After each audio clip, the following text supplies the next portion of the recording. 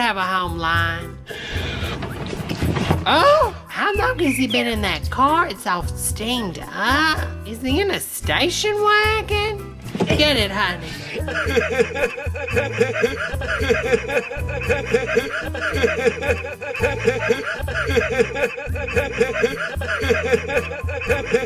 Is that a pet chicken? What is that?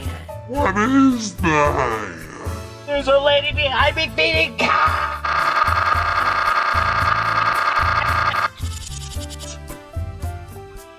Y'all, I don't know what to say.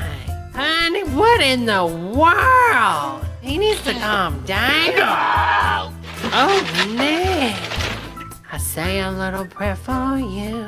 Let me write him down in my Bible. Hold on, y'all. You are going in my prayer book tonight. I write down so many people in here, y'all. We're gonna, you know what? We're gonna put them on top. You're right. We are going to pray that Nick gets the treatment and help that he deserves. And we really hope that Orland gets the treatment and help he deserves. And I also pray, God, that Orland did not sign a prenup. All right. Signed, sealed, delivered, Debra. One and only. When they make Nick's movie, I'm putting my money on Meryl Streep. I know.